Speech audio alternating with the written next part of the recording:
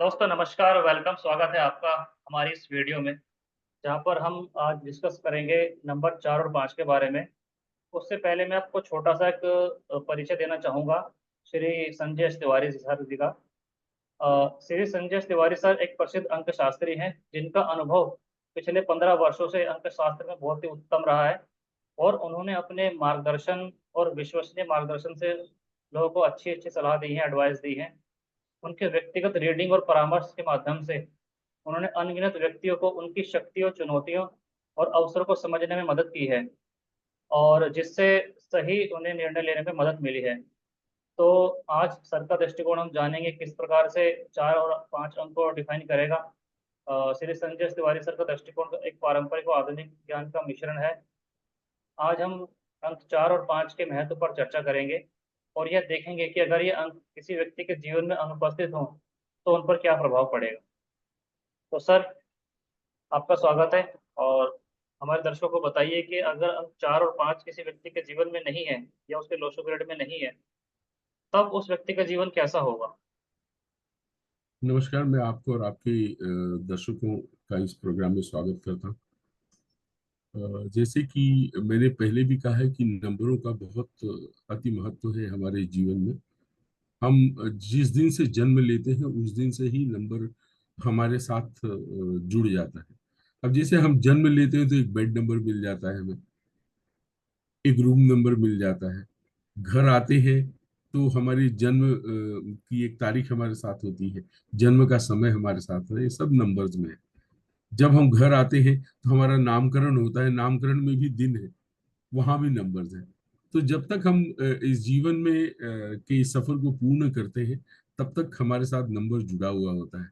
हमारी हमारे जीवन के अंत में भी नंबर जुड़ा हुआ है कि वो एक दिन होता है, एक समय होता है जब हम इस पृथ्वी से प्रयाण करते हैं विष्णु लोक के लिए। तो नंबर हमारे साथ बहुत बड़ी मजबूती से जुड़ा हुआ है। और नंबरों का महत्व हमने अपने पिछले पॉडकास्ट में भी हमने समझा, जहां पर हमने एक दो तीन नंबर्स के महत्व और उनके न होने का जो प्रभाव हो सकता है उसके बारे में जाना।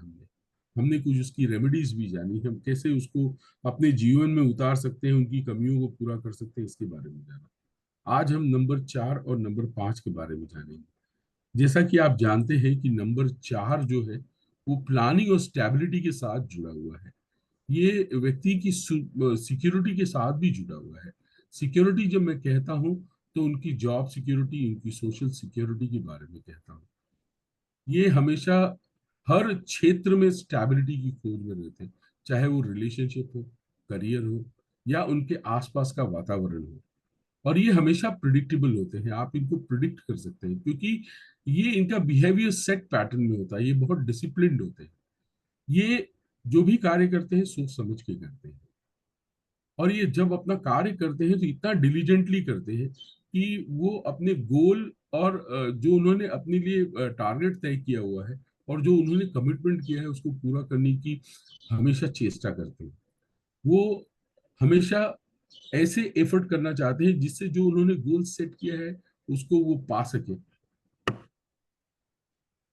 और रहा सवाल जीवन के कठिन क्षणों में, ये अपनी प्लानिंग, अपने प्रिजर्वेंस के कारण ये उन मुश्किलों से बाहर निकल जाते हैं। ये इनका जो अप्रोच होता है बहुत ही डिसिप्लिन्ड है, और वो इतना डिटर्मिनेशन होता है इनके अंदर कि इनके सामने कोई भी मुश्किल क्षण टिक नहीं पाते। ये हर मुश्किल क्षणों में अपना रास्ता खोज लेते हैं। और बेसिकली जो इनकी और एक स्ट्रेंथ है, ये स्ट्रक्चर और ऑर्गेनाइजेशन को मानते हैं। स्ट्रक्चर इन द सेंस कि जैसे परिवार में हम परिवार में हैं हम, तो हमारे जैसे परिवार में दादाजी हैं, दादी है, माँ है, पिताजी है, भाई है, बहन है, पत्नी है। इन सबको अपने स्थान पर उनकी महत्ता का ये सम्मान करते हैं। और ये एक बहुत अच्छी बात है इनमें कि ये ऑर्गेनाइज, हर चीज को ऑर्गेनाइज करके रखते हैं। ये नंबर 4 है। नंबर 4 जो रिफ्लेक्ट करता है, इन नटशेल में कहना चाहूंगा कि नंबर 4 जो रिप्रेजेंट करता है वो स्टेबिलिटी है, प्लानिंग है, ऑर्गेनाइजिंग है। एंड्योरेंस, एंड्योरेंस मतलब मुश्किल में अपने आप को संभालना और उस मुश्किल से बाहर निकलने की क्षमता, और ये बहुत रिलायबल होते हैं। ये नंबर 4 है। अब रहा सवाल, नंबर 4 हमारे जीवन में ना हो तो क्या हो सकता है।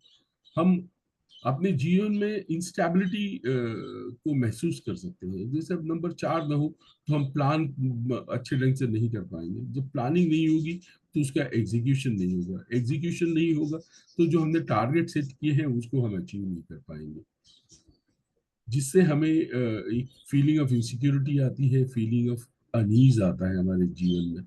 नंबर 4 अगर मौजूद ना हो तो स्ट्रगल होती है।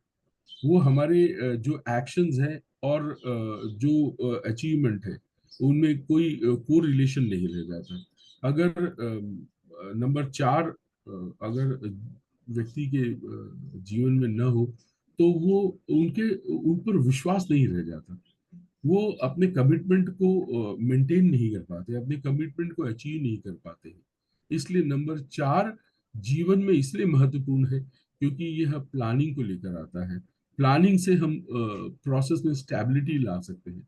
अगर प्रोसेस में स्टेबिलिटी आ गई तो जो हमारा ऑर्गेनाइजेशन है वो सही ढंग से होगा।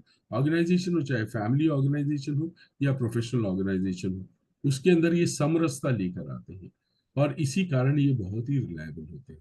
अब जैसे हमें अगर 4 नंबर की कमियों को पूरा करना हो तो 4 नंबर दर्शाता है आपके साउथ ईस्ट सेक्टर को। आपके घर में साउथ ईस्ट जो पोर्शन है वो आपके नंबर 4 को दर्शाता है। और साउथ ईस्ट में नॉर्मली हमारे भारतीय समाज में ये हमारी रसोई घर नंबर 4 में आता है।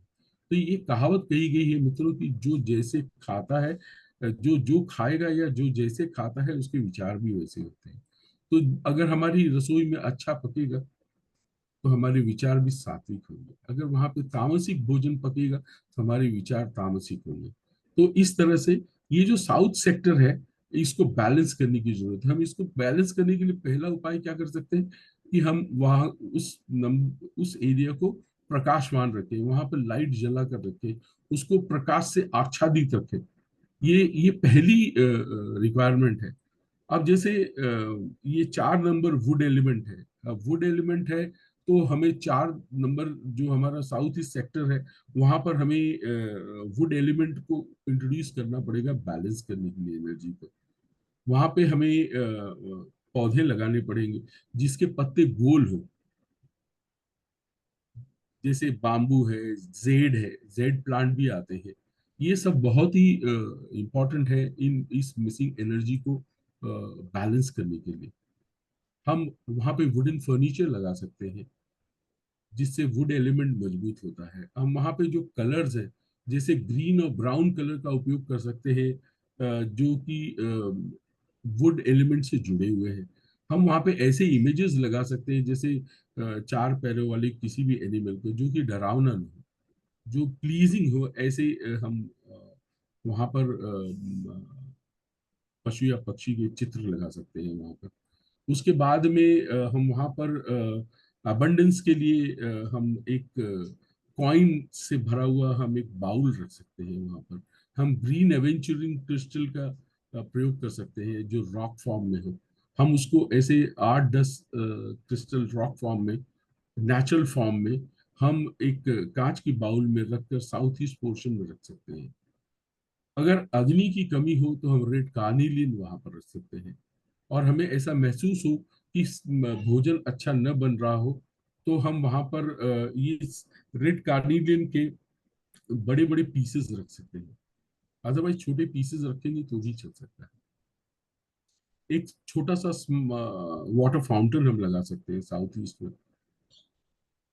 वहां पे एक्वेरियम भी हम लगा सकते हैं जिससे ये वुड एलिमेंट बैलेंस होता है।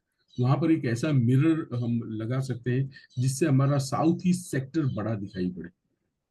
जैसे सॉरी, नॉर्थ ईस्ट सेक्टर बड़ा दिखाई पड़े हम लगाएंगे साउथ ईस्ट सेक्टर में, और उसका जो वो जो रिफ्लेक्ट करेगा उस नॉर्थ ईस्ट की एनर्जी को रिफ्लेक्ट करेगा, जिससे ये जो एनर्जी का बैलेंस बना रहता है। अगर हम अपने वैदिक उपचारों को अगर हम देखें तो हमें भगवान शिव की आराधना करनी चाहिए।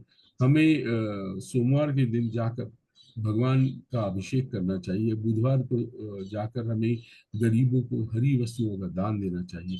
हमारे जीवन में हरी जो गोमेद को पहनना चाहिए हमें। वो ब्रेसलेट फॉर्म में पहन सकते हैं, हम उसको अंगूठी के फॉर्म में पहन सकते हैं। अब जैसे अगर गोमेद बहुत महंगा पड़े तो एक स्मोक क्वार्ट्ज आता है जो स्मोक कलर का होता है, लगभग ब्लैक होगा लेकिन ट्रांसपेरेंट होता है। इसका भी धारण हम कर सकते हैं ब्रेसलेट फॉर्मेट में। हम बुधवार को फास्ट रख सकते हैं। हम जैसे सफेद चंदन होता है उसकी 4-5 दानों को एक माला में पिरोकर भगवान शिव को बुधवार के दिन अर्पित कर सकते हैं। हम अपने शरीर के वजन के बराबर कोयले का दान उस जगह पर कर सकते हैं जहां पर गरीबों के लिए भोजन हो रहा हो। हम शिखा रख सकते हैं, शिखा यानी चोटी सर पर रख सकते हैं। ये राहु का बहुत ही प्रखर उपाय है। हमें एक और छोटा सा उपाय है। हमें अपने ससुराल पक्ष से संबंध को बहुत ही मजबूत रखना चाहिए। इस ढंग से हम नंबर 4 की एनर्जी को बैलेंस कर सकते हैं। ये सारी रेमेडीज हैं। शिव जी, मेरे 4 के बारे में मैंने काफी चर्चा तो की है। दर्शकों को मैं अब कहना चाहूंगा कि आपने सर बहुत अच्छी जानकारी दी है 4 नंबर के बारे में। इसमें 4 नंबर मिसिंग होगा तो हमारे जीवन में क्या प्रभाव आ सकते हैं, उनसे बचने के लिए हमें कौन कौन से उपाय करने चाहिए, और आपने उपायों की बहुत बड़ी श्रृंखला भी प्रस्तुत कर दी है। तो हमारी ऑडियंस अगर चाहे अपने कन्वीनियंट के हिसाब से जो वो सहूलियत से कर सके ऐसे उपाय कर सकते हैं, ताकि उनको जल्द से जल्द रिलीफ मिल सके और 4 नंबर की एनर्जी को वो अपने जीवन में लेकर के आ सके, उसके पॉजिटिव ट्रेड्स को लेकर के आ सके और अपने लाइफ में अच्छे अचीवमेंट कर सके और अपनी प्लानिंग को भी अच्छा कर सके। तो दर्शकों, आप जानते हैं कि नंबर 5 के बारे में, कि अगर वो हमारी लाइफ से मिसिंग हो जाता है, जिसको बैलेंस का नंबर ही बोला जाता है, तब हमारे जीवन पर क्या असर पड़ सकता है उसका, और उसके लिए क्या क्या उपाय हो सकते हैं। तो वो संजय सर से जानते हैं। जी संजय सर, 5 नंबर के बारे में हमारे दर्शकों को बताइए सर। जैसे शिव, आप जानते हैं कि नंबर 5 जो रिप्रेजेंट करता है वो हमारी फ्रीडम और इंडिपेंडेंस को रिप्रेजेंट करता है। अब जो भी इस नंबर से जुड़े हुए होते हैं उन वो अपनी फ्रीडम और इंडिपेंडेंस की बहुत वैल्यू करते हैं। और वो न केवल अपनी करते हैं, और जो उनके कांटेक्ट में आता है उन सभी के बारे में इस ढंग की सोच रखते हैं। नंबर 5 चेंज और एडेप्टेबिलिटी का नंबर है। जो भी व्यक्ति इससे प्रभावित होते हैं वो हमेशा नई नई चीजों को आजमाना चाहते हैं। नए चेंजेस को वो अपने अंदर आत्मसात कर लेते हैं। वो नई सिचुएशन को अडॉप्ट कर लेते हैं। फिर ये एक करेज और रिस्क टेकिंग एबिलिटी को भी प्रमोट करता है। अब जैसे फॉर एग्जांपल, किसी भी कार्य को पहली बार करने के लिए बहुत करेज की जरूरत होती है। जैसे जीवन में करेज न नंबर 5 अगर न हो तो बहुत सारे ऐसे डिसीजन हम नहीं ले पाते। जहां पर करेज यानी आपकी अंदर की क्षमता बाहर आने का जो प्रोसेस है वो करेज है। निडरता जिसे कहा जाता है, अगर हम उसका शाब्दिक अर्थ लें तो ये नंबर 5 इसको रिप्रेजेंट करता है। नंबर 5 नई अपॉर्चुनिटी और ग्रोथ की बात करता है। नंबर 5 लाइफ में एडवेंचर की बात करता है। तो नंबर 5 इतना इंपॉर्टेंट है, ये आपकी कम्युनिकेशन को भी दर्शाता है। अगर नंबर 5 अगर आपकी बर्थ चार्ट में है तो ये आपकी कम्युनिकेशन एबिलिटी को बहुत अच्छी तरह से उसका आख्यान करता है, व्याख्यान करता है। और व्यक्ति जो नंबर 5 से प्रभावित होते हैं वो इतने अच्छे ओरेटर होते हैं कि अगर उनको हजारों की भीड़ में खड़ा कर दिया जाए और उनके पास सब्जेक्ट नॉलेज नहीं हो तो भी वो एक बार समय की ये महानता को साबित कर देते हैं। वो अपने कम्युनिकेशन स्किल को वहां पर परफॉर्म करके दिखा सकते हैं। रहा सवाल, ये जुड़ा है आपकी एनर्जी से। अगर आपकी एनर्जी, अगर नंबर 5 आपके जीवन में है तो आपकी एनर्जी पॉजिटिव होगी, तो आप अपने चारों तरफ के वातावरण को बहुत ही पॉजिटिव ढंग से चार्ज कर देते हैं। तो ये आपको एंथुजियास्टिक भी बनाता है, ये आपको जीवन के प्रति बहुत आशावान बनाता है। तो नंबर 5 अगर बाकी नंबर भी नहीं हो तो ये नंबर 5 आपके जीवन को बैलेंस कर देता है। अगर आप देखें, नंबर 5 ग्रिड में सबसे इक्वी डिस्टेंस है। किसी भी नंबर की कमी को बहुत हद तक ये नंबर 5 बैलेंस कर देता है। इतनी पॉजिटिव एनर्जी है। तो ये मैंने नंबर 5 की सिग्निफिकेंस को आपसे बताया है। अगर नंबर 5 अगर मिसिंग हो लाइफ में, जी। तो क्या क्या हो सकता है? जैसे नंबर 5 रिप्रेजेंट करता है चेंज, अडेप्टिबिलिटी, फ्रीडम, इंडिपेंडेंस और आपकी वर्सैटिलिटी को। अब रहा सवाल, अगर नंबर 5 हो तो आप चेंजेस को अडॉप्ट नहीं कर पाएंगे। अगर चेंजेस को आप अडॉप्ट नहीं कर पाएंगे तो आप ग्रोथ नहीं कर पाएंगे। इसलिए नंबर 5 का होना बहुत जरूरी है। नंबर 5 अगर न हो तो आपकी सोच में रिजिडिटी आ जाती है, कठोरता आ जाती है। आप आपकी जो सोच है फिक्स हो जाती है। आप एक पॉइंट पे जाके आप रुक जाते हैं, वहां से आगे की सोच नहीं आती। ये नंबर 5 के न होने के कारण है। नंबर 5 अगर नहीं हो तो आपके जीवन में स्टैग्नेशन आ जाता है, एक ठहराव आ जाता है। और व्यक्ति को बहुत सारे चैलेंजेस इस स्टैग्नेशन के कारण आते हैं, क्योंकि वो अपने सामने नई अपॉर्चुनिटीज को यूटिलाइज नहीं कर पाते। नंबर 5 अगर मिसिंग हो तो आपका कम्युनिकेशन सही नहीं होगा। कम्युनिकेशन अगर सही नहीं होगा तो ये आपकी लीडरशिप एबिलिटी को अफेक्ट करता है। आप जीवन के प्रति आशावान नहीं रहते, हमेशा आपकी सोच नेगेटिव बनी रहती है। तो नंबर 5 का होना बहुत जरूरी है। अब नंबर 5 क्या है? नंबर 5 हमारे ब्रह्म घर में ब्रह्म स्थान, यानी सेंटर पॉइंट को रिफ्लेक्ट करता है। तो हमें अगर हमें नंबर 5 की एनर्जी को जीवन में उतारना है तो हमें वो एरिया प्रकाशवान रखना होगा। हमें उस एरिया को क्लटर फ्री रखना होगा। ऐसे नहीं कि हमारे जो ब्रह्म स्थान है, ब्रह्म स्थान को कैसे आप जानेंगे? आप चारों कोनों से डिस्टेंस माप लीजिए, जो सेंटर पे जहां पे सारी रेखाएं काटे एक दूसरे को, वो ब्रह्मस्थान। अब रहा सवाल, आप ब्रह्मस्थान में एमेथिस्ट का एक क्लस्टर रख सकते हैं। एमेथिस्ट एक जो क्रिस्टल है जो नई अपॉर्चुनिटीज को लेकर आता है, नई अपॉर्चुनिटीज का द्योतक है। तो जब आप एमेथिस्ट क्लस्टर को वहां रखते हैं तो आप नई अपॉर्चुनिटीज को अपने जीवन में लाते हैं और उनको इस्तेमाल करने की क्षमता प्राप्त करते हैं। अब रहा सवाल नंबर 5 को हम कैसे और ला सकते हैं? नंबर 5 ये बुध ग्रह का को डिनोट करता है। तो हम ग्रीन एवेंचुरिन ब्रेसलेट को यूज कर सकते हैं। ग्रीन एवेंचुरिन अगर न मिल पाए तो हम ग्रीन जेड का इस्तेमाल कर सकते हैं।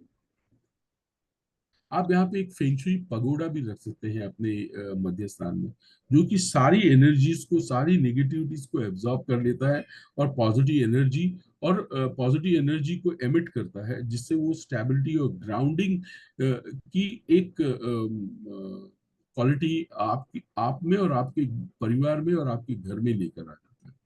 अब हमें वहां पर नेचुरल सेंट्स, जैसे अभी सैंडलवुड है, सैंडलवुड को इत्र के फॉर्म में हम वहां पर छिड़काव करें, अगर पानी में मिलाकर छिड़काव करें अगर मध्य स्थान में, तो भी ये नंबर 5 की एनर्जी बैलेंस हो जाती है। अब अगर हम वैदिक उपचारों की बात करें हम, तो हम दुर्गा माता का एक सिद्ध कुंजिका स्तोत्र है जिसका हम पाठ कर सकते हैं।